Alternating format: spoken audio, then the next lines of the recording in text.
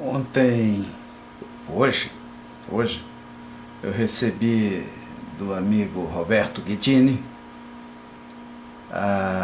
o endereço de um filme da rádio e televisão espanhola, com o título Comprar, Tirar, Comprar.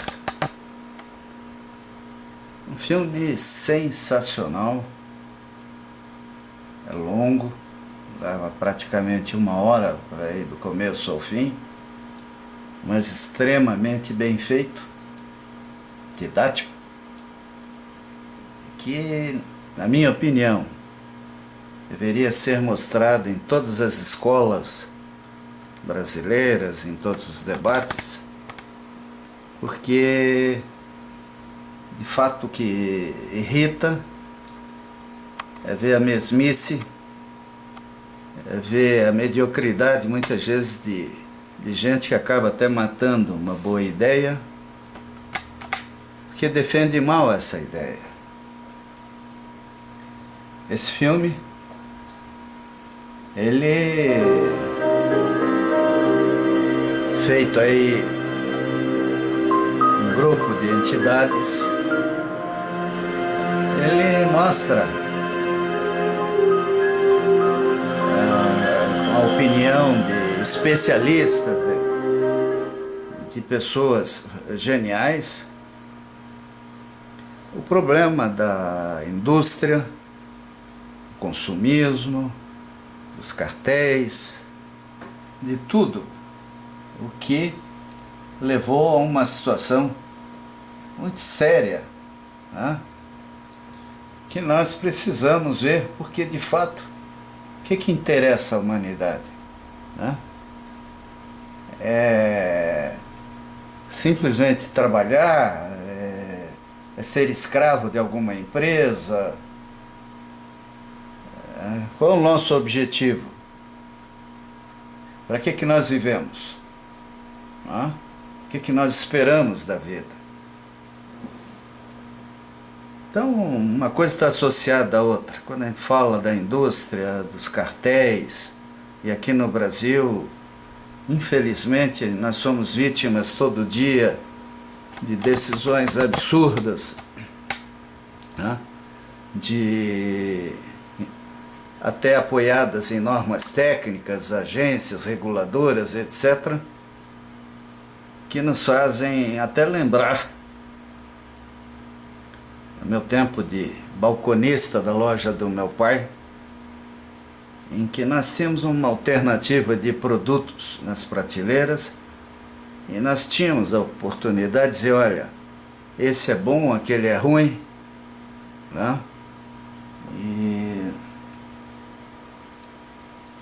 isso hoje ficou impossível, porque as famosas normas técnicas, normalmente feitas por grupos econômicos, sem a participação popular efetiva, levam a um consumismo que está mergulhando o mundo no lixo, na sujeira, e escravizando o indivíduo, porque ele, à medida que ele entende que precisa comprar um celular com 500 recursos que ele não usa, né, que uma indústria como a Microsoft troca o sistema operacional a cada 3, 4, 5 anos, obrigando a gente a uma série de alterações, inclusive de computador, né, quando existe o Linux, mas porque como a maioria das pessoas não parece que gosta de gastar dinheiro, praticamente obriga a gente a viver assim, nós somos obrigados a trabalhar, a ser escravos do trabalho, e um trabalho burro, né? Porque muitas vezes você está submetido a gerentes idiotas, ou menos instruídos do que a gente, e essas humilhações todas seriam evitáveis se houvesse maior atenção aos nossos hábitos, inclusive. Às vezes eu fico surpreso de ver gente pegando avião para ir para uma praia lá no outro lado do mundo. Nós temos praias excelentes aqui, tá? Trocar de carro a cada 2 anos ou menos é uma fobia por novidades que no fim representam muito pouco. Esse filme espanhol, ele foca muito na questão das lâmpadas. Lâmpadas que nós compramos aí nas lojas. E mostra a história do primeiro cartel mundial em torno de lâmpadas que foram, vamos dizer assim, agora estão sendo substituídas por outras que também atendem a cartéis, que no mundo tudo vira uma tremenda mídia. É o caso agora dos aerogeradores e fontes alternativas num país entupido de pequenas quedas d'água de 1 milhão e grandes, não? Então a gente nota que o primeiro passo é inviabilizar as grandes hidrelétricas e no segundo passo criar reservas e dificuldades de exploração das PCHs. Então, nós vivemos num mundo em que nós não temos, vamos dizer assim, controle. E essa falta de controle a favor de indústrias antigas que nos impõem coisas desnecessárias poderia ser substituída, né? Quem é idoso, pessoa portadora pessoa com alguma deficiência ou deficiência grave, um indivíduo com doenças debilitantes, nós sabemos que há um mundo de coisas que poderiam ser modificadas e feitas para viabilizar a vida de todos nós. E, no entanto, nada disso acontece. Que é mais fácil, talvez, fazer essas porcarias e convencer as pessoas a comprarem as novidades que a gente vê anunciadas em propagandas caríssimas, né, nas emissoras de televisão e coisas assim. A mesma coisa que aconteceu com o cigarro, nós deveríamos ter, por exemplo, em relação ao automóvel, né? O uso do automóvel nas cidades produz câncer, atropela a gente, provoca acidentes. Sempre que possível, caminhe, né? E lute para que a sua cidade tenha boas calçadas. Ou seja, nós temos outros tipos de atividades econômicas que não estão sendo feitas, porque toda a política fiscal, todo o nosso esquema de viabilização do Estado vem em cima de um conceito industrial antigo, que produz poluição, que produz satura as cidades, cria essas monstrópolis que a gente vê no Brasil. Nós estamos com cidades como São Paulo e Curitiba em plena Mata Atlântica e parece que isso não incomoda os ecologistas, aos ambientalistas. Ao contrário, já vejo gente falando em projetos para ir buscar água lá no fim do mundo e trazer para cá e aqui transformar em esgoto. Então, não passa pela cabeça desse povo que nós temos regiões mais adequadas para muitas atividades que nós desenvolvemos. Mas dentro de um bairrismo, de uma lógica burra e oportunismo de política, que só cidade grande é das megacidades que saem os governadores, os presidentes da república, porque é ali que eles montam seus esquemas políticos e outros. A verdade é que nós precisamos mudar, né? Felizmente o mundo acorda, né? Essa questão da felicidade, né? No caso a Susan Andrews, ela tem colocado isso aqui no Brasil com muito, vamos dizer, com muito charme, com muita competência. Ela é uma ativista que mora no Brasil e que tem capacidade de comunicar, de comover, né? Que no fundo nós trocamos a felicidade pelo consumismo. O que importa é gastar, comprar e inclusive exibir as porcarias que cada um compra, né? É como se isso fosse algo inteligente, bom, algo razoável. E o resultado de tudo isso é que nós nos escravizamos. E pessoas que poderiam trabalhar menos acabam trabalhando mais, acabam se escravizando, tirando vagas de outros que procuram o mercado de trabalho e que precisariam espaços para poderem viver, né? Domênico de Masi, eu acho que já cansou de falar sobre isso, né? Inclusive em Curitiba, num aniversário da Copel, ele deu uma palestra fantástica sobre essa questão. E, no entanto, as pessoas parece que não se ligam às lições que vêm desses gênios da humanidade, né? Até vale a pena ver, por exemplo, coleções como essa História da Vida Privada no Brasil, para ver muitas etapas que nós passamos, onde a gente sente que o que aconteceu no Brasil, há uma coleção idêntica europeia, como a gente se prende a paradigmas, a modelos superados. E isso é muito ruim, né? É muito ruim porque nós precisamos de luz, nós precisamos acordar, nós precisamos de inteligência.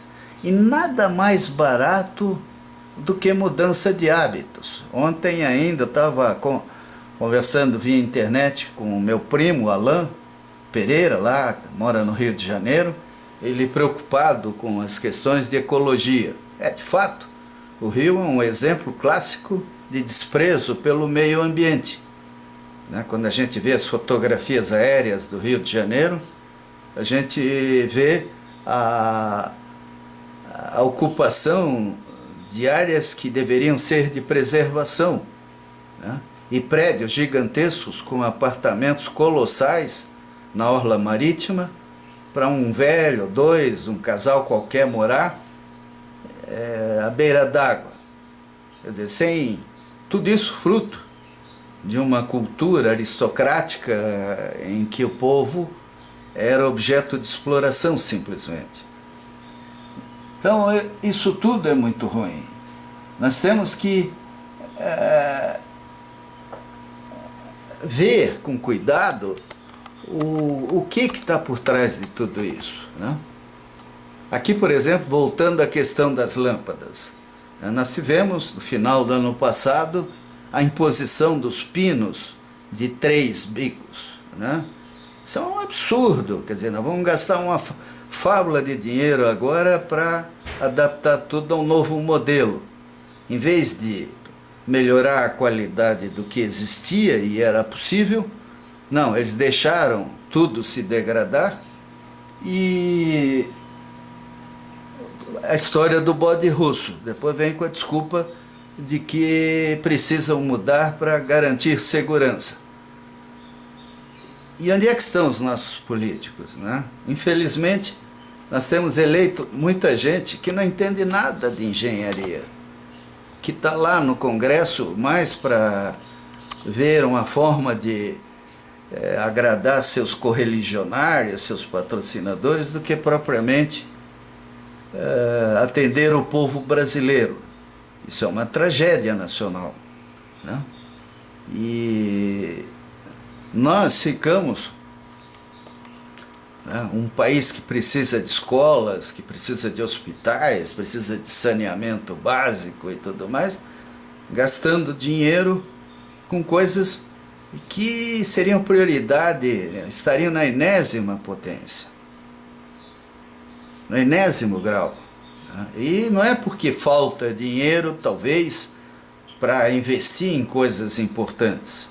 Nós vimos a inversão de prioridades com esse negócio da Copa do Mundo. Quer dizer, de repente o governo acha dinheiro, pode gastar, muda critérios de endividamento, aí entram outras empresas e dizem que querem isenção de impostos para ganhar mais durante a Copa.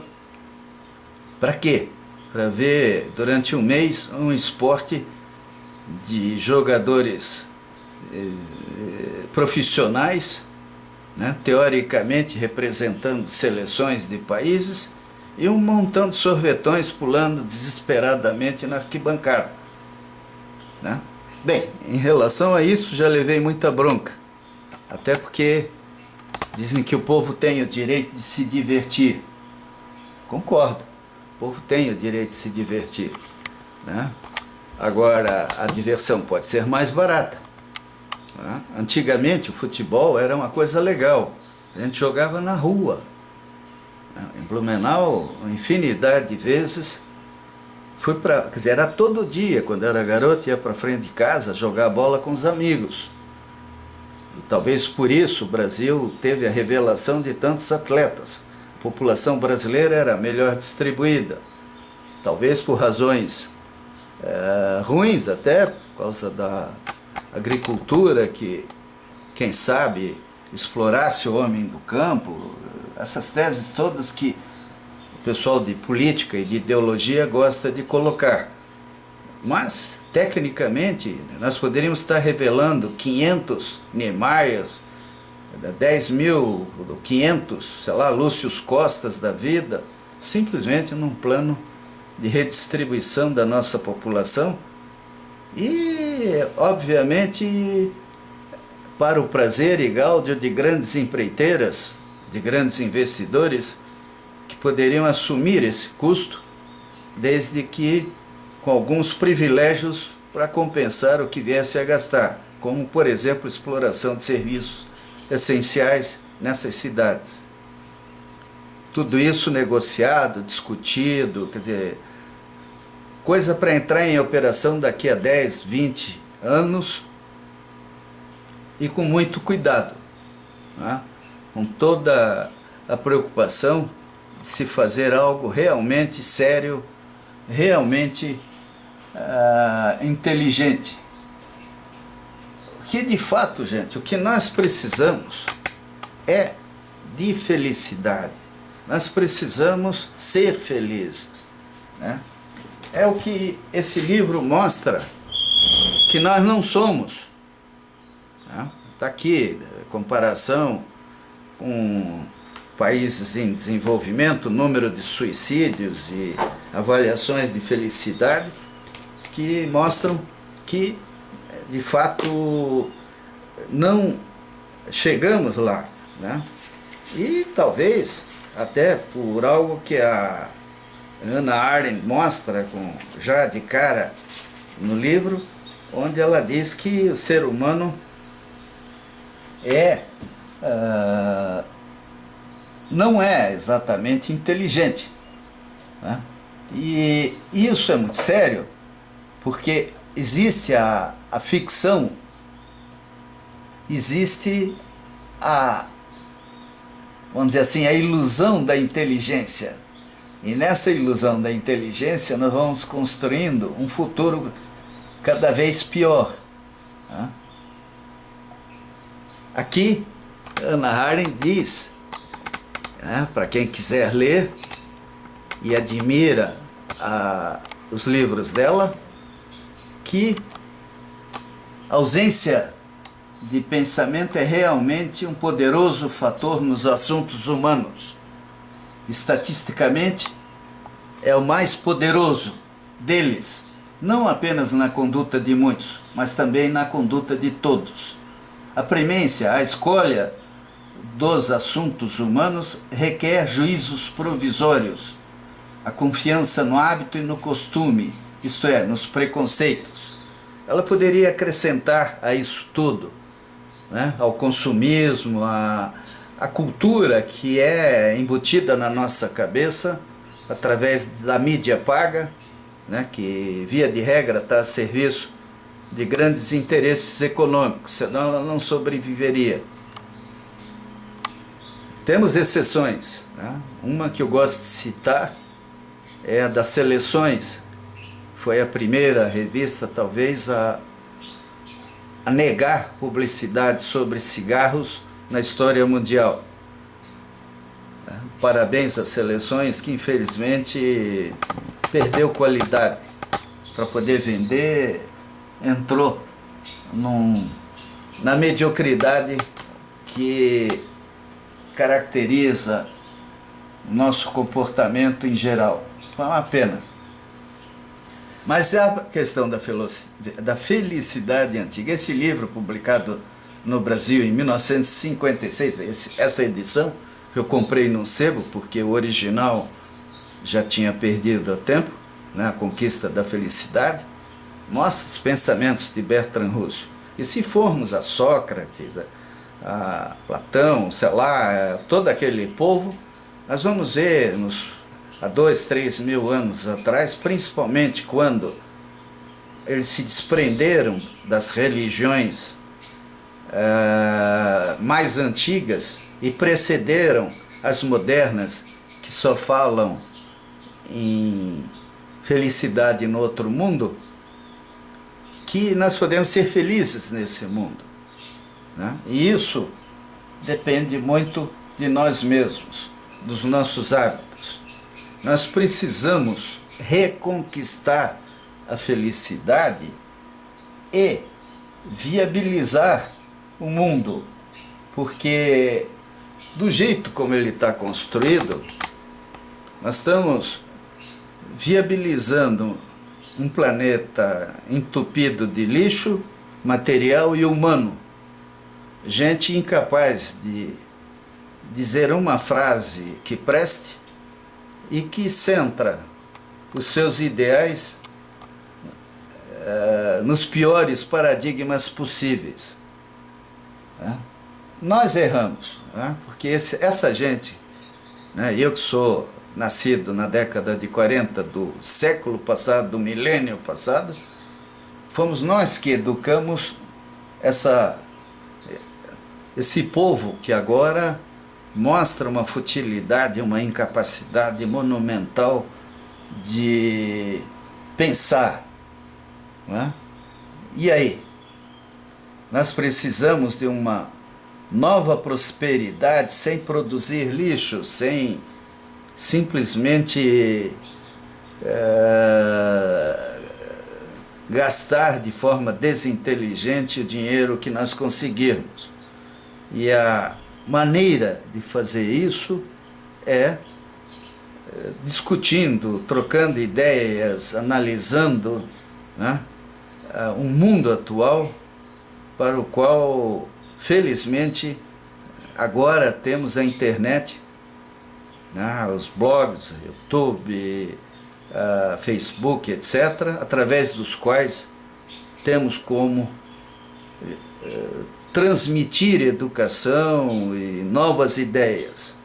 A nossa esperança é que o ser humano futuro seja mais inteligente do que o ser humano atual.